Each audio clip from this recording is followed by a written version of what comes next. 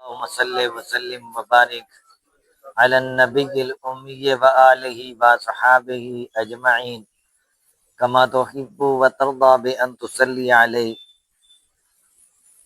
شاہ مبارک بودلے جیلانی جائسی رحمت اللہ تعالی علیہ کا ذکر جمیل جاری و ساری تھا کہ آپ کے دستے حق پرست پر اسلام لانے والوں میں صاحب تاریخ جائس نے 5 راجاؤں کا ذکر کیا ہے۔ راجہ ملک پال بھالے سلطان، راجہ تاتار، ساتن رائے کے بیٹے دیا چند اور تعلقہ برسوں کے جد اعلیٰ جن کا صدر مقام بوا تھا۔ ان تمام راجگان کی اولادیں نسل در نسل اس خانوادے سے متعلق اور اسی خانقاہ کی ارادت مند رہی، اور ان نسلوں میں کئی نامور علماء بھی پیدا ہوئے، جن میں ایک نام اسماعیل خاں کے بیٹے راجہ مبازر خاں کا ہے۔ وہ خاندانی فنون سپاہ گیری اور ریاستی نظم و نسق کے ساتھ ساتھ عرصہ علم و فن کے بھی شہسوار تھے۔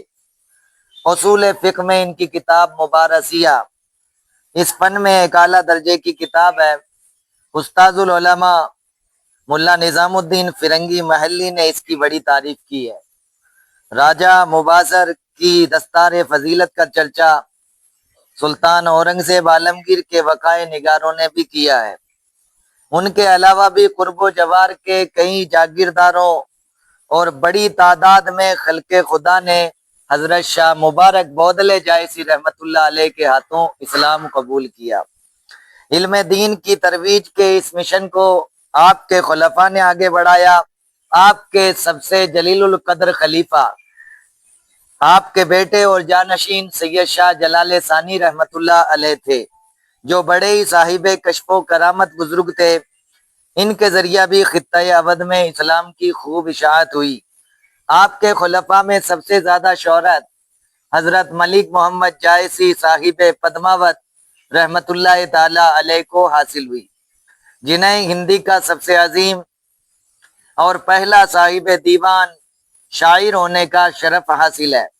انہوں نے اپنی شاہکار تصنیف پدماوت میں سلسلہ اشرفیہ کی تعلیمات ہی کو علامتوں کے سہارے ذکر کیا ہے۔ چونکہ سلسلہ چشتیہ کا محرک سلسلہ عشق و محبت اور اس کا وسیلہ خدمت خلق ہے، لہذا یہی 2 پدماوت شریف کے محوری موضوع ہیں۔ پدماوت کو سلسلہ چشتیہ کی تعلیمات پر مشتمل کتب تصوف میں ایک اہم مقام حاصل ہے۔ یہ کتاب صوفیہ میں بے حد مقبول تھی۔ حضرت شیخ عبدالرزاق بانسوی، حضرت میر سید عبدالواحد بلکرامی اور استاذ العلماء علامہ نظام الدین فرنگی محلی وغیرہ اسے بڑے شوق سے پڑھتے، سنتے اور سناتے تھے۔ حضرت شاہ مبارک بودلے کے دوسرے نامور خلیفہ حضرت نظام الدین امیٹھوی رحمت اللہ علیہ ہیں، جو لکھنؤ اور اس کے قرب و جوار میں حضرت بندگی میاں کے نام سے جانے جاتے ہیں، اور جن کا مزار فیض آثار آج بھی مرجع خلائق ہے۔ حاکم صوبہ اودھ و الہ آباد پہاڑ خاں بھی حضرت مبارک بودلے سجادہ نشین رحمت اللہ علیہ کے بڑے عزیز مرید و خلیفہ تھے۔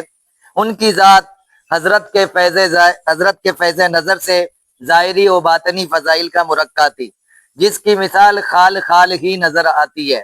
موہان روڈ پر ان کا عظیم مقبرہ ہے، جس کے آثار بھی مسلمانوں کی عظمت رفتہ اور شوکت گم گشتہ کی نشاندہی کر رہے ہیں۔ یہ شاہ مبارک بودلے جیلانی جائسی رحمت اللہ علیہ کے دور میں جو کام ہوا اور ان کے خلفاء نے جو کام کیا، اس کے بارے میں مختصر طور پر بتانے کی کوشش کی گئی۔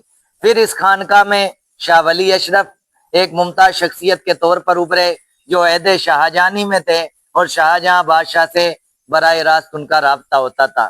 چونکہ شاہجہاں کی جو ٹیم تھی اس میں حضرت کے ارادت مندوں کی تعداد کافی تعداد میں تھی۔ مزید انشاءاللہ آئندہ وضاحت کی جائے گی۔ رب قدیر ہمیں مخدوم سلطان سید اشرف جہانگیر سمنانی رضی المولا تعالی عنہ کے فیضان سے متمتع اور مستفیض فرمائے، اور ان کی تعلیمات کو کثرت سے جاننے، سننے اور سنانے کی توفیق عطا فرمائے۔ استغفر اللہ ربی من کل ذنب و اتوب الیہ، اشہد ان لا الہ الا اللہ وحدہ لا شریک لہ، واشہد ان سیدنا مولانا محمدا عبدہ ورسولہ۔ السلام علیکم ورحمۃ اللہ وبرکاتہ۔